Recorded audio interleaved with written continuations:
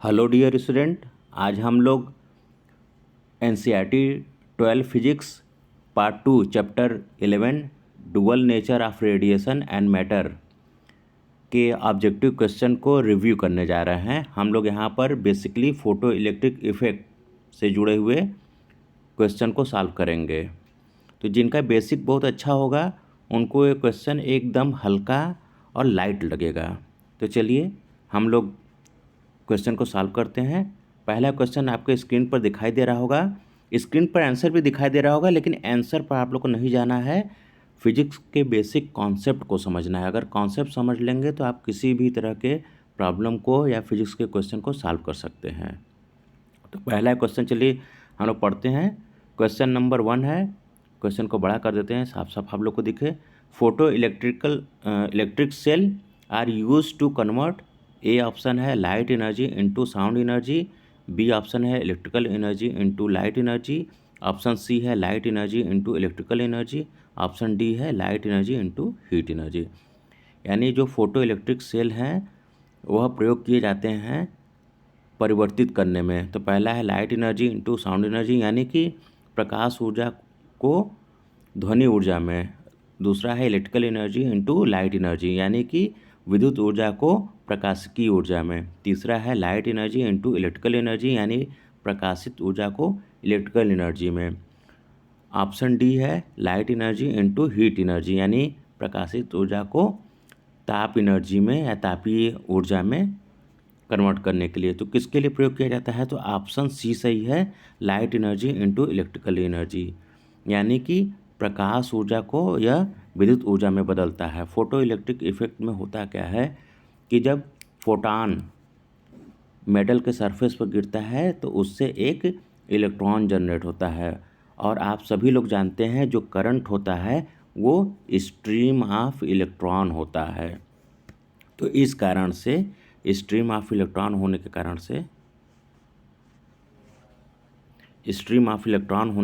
से यहाँ पर करंट पैदा होता है। तो साफ साफ मतलब है कि फोटॉन गिरने के कारण करंट पैदा हो रहा है, तो इसमें ऑप्शन सी सही हो जाएगा। तो option C is the right answer.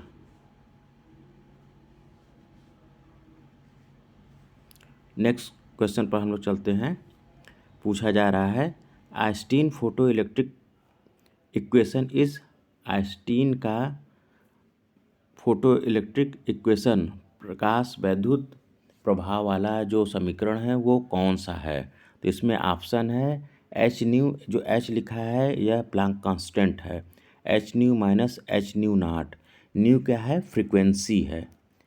इसको हम लोग जो वी की तरह लिखा है इसको न्यू पढ़ा जाता है। जो भी नए हो हमारे वीडियो पर ये जान लें कि फिजिक्स में जो इस तरह के सिंबल होते हैं वो ग्रीक लैटिन से लिए गए हैं, इनका अलग अलग नाम होता है। यह इंग्लिश के अल्फ़ाबेट लेटर से काफ़ी अलग होते हैं। जैसे यहाँ एच जो लिखा गया है यह एच साधारण एच फॉर हेन न होकर के प्लांक कांस्टेंट है। प्लांक कांस्टेंट की वैल्यू होती है 6.6 इंटू 10⁻⁻34 जूल पर सेकेंड। तो nu minus nu not is equal to half M we square max है। देखिए ये जो न्यू नॉट है और ये वेलासिटी है एम वी स्क्वायर में, तो इन दोनों में डिफरेंस है। ऑप्शन बी है H nu naught minus H nu is equal to half M we square max. Option C है H nu not is equal to half M we square. D है H nu is equal to H nu naught minus half M we square max. तो option A सही हो जाएगा, H nu minus H nu not is equal to half M we square. तो ये direct था, अगर आपको फार्मूला याद है तो डायरेक्ट यहाँ पर कर सकते हैं। इसके आगे जो नेक्स्ट क्वेश्चन आ रहा है उसमें पूछ रहा है in photo electrical effect emission of electron is due to. Photo electrical effect में जो इलेक्ट्रॉन का इमिशन होता है वह क्यों होता है? प्रकाश वैद्युत प्रभाव में जो इलेक्ट्रॉन का इमिशन होता है वह क्यों होता है? तो ऑप्शन ए है इलेक्ट्रिकल फील्ड विद्युत क्षेत्र के कारण, बी है थर्मल एनर्जी तापीय ऊर्जा के कारण, सी है इलेक्ट्रोमैग्नेटिक रेडिएशन इलेक्ट्रोमैग्नेटिक विकिरण के द्वारा, विद्युत चुंबकीय विकिरण के द्वारा। ऑप्शन डी है अप्लाइड पोटेंशियल डिफरेंस, यानी उसके सिरों पर जो हम लोग विभव लगाते हैं उनके अंतर के कारण, विभवों के अंतर के कारण। ठीक है, तो इसमें ऑप्शन आपका हो जाएगा, कॉन्सेप्ट समझिए यहाँ पर भी। फोटो इलेक्ट्रिकल इफेक्ट जो होता है उसमें जब एक फोटॉन पड़ता है किसी मेटल के सरफेस पर तो वहाँ से एक इलेक्ट्रॉन जनरेट होता है। तो फोटॉन क्या होता है? फोटॉन आप लोग जानते हैं कि इलेक्ट्रोमैग्नेटिक रेडिएशन का एक पार्ट होता है, उसके दृश्य भाग का, विजुअल राइट का। तो इसमें ऑप्शन सी हो जाएगा इलेक्ट्रोमैग्नेटिक रेडिएशन। नेक्स्ट क्वेश्चन आपको दिखाई दे रहा होगा स्क्रीन पर, the phenomena of photo electric effect is, यानी जो प्रकाश विद्युत प्रभाव है यह क्या होता है? Adiabatic process, instantaneous process, isothermal process, spontaneous process. तो देखिए फोटो इलेक्ट्रिकल इफेक्ट में होता क्या है, जो ही कोई फोटॉन किसी मेटल सरफेस पर गिरता है तुरंत ही उसमें से गिरते ही एक इलेक्ट्रॉन जनरेट हो जाता है। यहाँ हल्का सा भी समय का अंतर नहीं होता है या टाइम लैग नहीं होता है।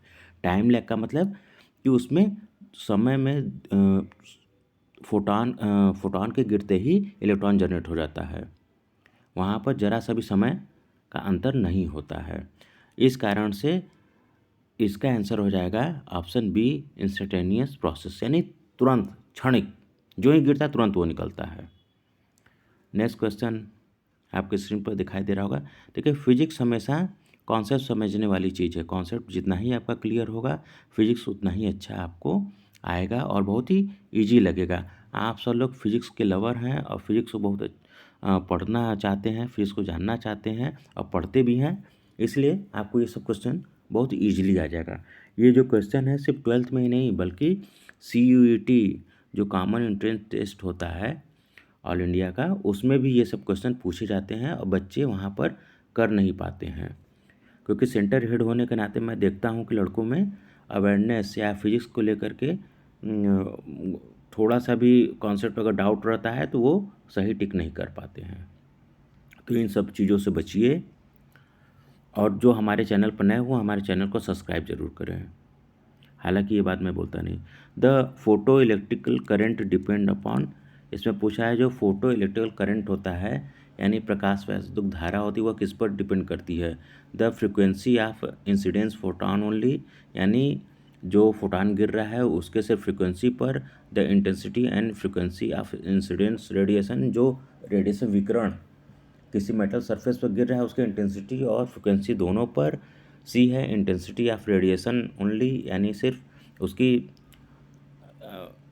विकिरण के तीव्रता पर। The temperature of cathode, cathode के टेम्परेचर पर। तो इसमें ऑप्शन बी सही हो जाएगा, the intensity and frequency of the incident radiation, यानी फोटो इलेक्ट्रिकल करंट जो होता है निर्भर करता है जो गिर रहा है रेडिएशन उसके तीव्रता, इंटेंसिटी और फ्रिक्वेंसी यानी कि आवृत्ति दोनों पर निर्भर करता है। अब क्वेश्चन उठता है कि क्यों? तो देखिए करंट क्या होता है? करंट क्या होता है? स्ट्रीमलाइन फ्लो ऑफ इलेक्ट्रॉन होता है, यानी कि जितना ही नंबर ऑफ इलेक्ट्रॉन होंगे, इलेक्ट्रॉनों की संख्या ज़्यादा होगी, करंट उतना ही ज़्यादा आपका फ्लो करेगा। ठीक है, तो नंबर ऑफ इलेक्ट्रॉन कैसे ज़्यादा होंगे? जब नंबर ऑफ फोटॉन ज़्यादा गिरेंगे। तो इंटेंसिटी ज़्यादा होने से क्या होगा? नंबर ऑफ फोटॉन ज़्यादा होंगे और नंबर ऑफ इलेक्ट्रॉन ज़्यादा निकलेंगे। फ्रीक्वेंसी एक कट ऑफ से ज़्यादा होने या थ्रेशोल्ड वैल्यू से ज़्यादा होने के कारण क्या होगा? इलेक्ट्रॉन निकलेंगे। अगर थ्रेशोल्ड वैल्यू से कम है तो इलेक्ट्रॉन निकलेगा ही नहीं। इसलिए फ्रीक्वेंसी भी बहुत इंपॉर्टेंट है। एक्चुअल में फ्रीक्वेंसी ही इंपॉर्टेंट है। एक थ्रेशोल्ड वैल्यू से ज़्यादा होगा फ्रीक्वेंसी की वैल्यू तो इलेक्ट्रॉन निकलेगा ही निकलेगा। ठीक, लेकिन इंटेंसिटी अच्छा होने से क्या होगा कि नंबर ऑफ इलेक्ट्रॉन ज़्यादा से ज़्यादा जनरेट होंगे। जितना ही ज़्यादा जनरेट होगा उतना ही ज़्यादा करंट फ्लो होगा। जैसे इसको इस तरह इजीली समझिए, मान लीजिए 1 इलेक्ट्रॉन जनरेट होता है तो अच्छा करंट होगा या 100 इलेक्ट्रॉन जनरेट होते होंगे? तो ऑब्वियसली आपका जवाब होगा कि 100 इलेक्ट्रॉन जनरेट होने पर हमारा करंट अच्छा माना जाएगा। तो वो इंटेंसिटी के कारण ही पॉसिबल होगा। तो यहाँ पर कंफ्यूज होने की ज़रूरत नहीं है कि फ्रीक्वेंसी के कारण ही फोटॉन के फ्रीक्वेंसी के कारण या रेडिएशन के फ्रीक्वेंसी के कारण ही फोटो इलेक्ट्रिक करंट डिपेंड करेगा। ठीक है, अगर इसमें भी आपको कोई डाउट है तो कमेंट्स बॉक्स में ज़रूर लिखिएगा। नेक्स्ट क्वेश्चन पढ़ने से पहले आप सभी से रिक्वेस्ट कर देते हैं कि हमारे चैनल को सब्सक्राइब जरूर कीजिए। In photo electrical effect the electron are not emitted by photo sensitive material unless. Electron तब तक नहीं जनरेट होंगे फोटो सेंसिटिव मटेरियल से जब तक, अब ऑप्शन पढ़ते हैं, हालांकि आंसर दिया गया है लेकिन फिर हम बोलेंगे कि ऑप्शन पर नहीं जाना है, हमको लॉजिक समझना है। Velocity of incidence light exceed a certain minimum velocity, यानी कि जो इंसिडेंट विकिरण है, जो कि उस पर आपतित प्रकाश है, उसकी वेलोसिटी सर्टेन मिनिमम वैल्यू होनी चाहिए। Be the frequency of incident light exceed a certain minimum frequency, यानी जो लाइट है, आपतित किरण है, उसकी फ्रिक्वेंसी एक मिनिमम फ्रीक्वेंसी से ज़्यादा होना चाहिए। The wavelength of incidence light exceed a certain minimum wavelength, यानी जो वेवलेंथ होना चाहिए वो एक सर्टेन वेवलेंथ से ज़्यादा होना चाहिए। तो आप सभी ने फोटो इलेक्ट्रिक इफेक्ट के बारे में पढ़ा होगा इसकी थ्योरी के समय कि एक मिनिमम फ्रीक्वेंसी से ज़्यादा होने पर ही इलेक्ट्रॉन रेडिएट होते हैं, यानी जो फोटॉन गिर रहा है या जो विकिरण गिर रही है, रेडिएशन गिर रहा है या जो प्रकाश गिर रहा है, उसकी फ्रीक्वेंसी एक मिनिमम सर्टेन वैल्यू से ज़्यादा होनी चाहिए तभी निकलता है। इसको बोलते हैं थ्रेशोल्ड फ्रीक्वेंसी। तो इसमें ऑप्शन बी सही हो जाएगा। तो कभी भी कंफ्यूज मत होइए, हमेशा फिजिक्स नियमों से चलता है। फिजिक्स के बेसिक को पकड़े रहिए, फिजिक्स के बेसिक को पकड़े रहेंगे तो फिजिक्स बहुत ईजी लगेगा। यह सब प्रश्न भले आपके एनसीईआरटी 12th के हैं, लेकिन ये आपको फ्यूचर में आगे भी काम आएंगे। तो हमारे वीडियो को देखने के लिए आप सभी को धन्यवाद। Thank you.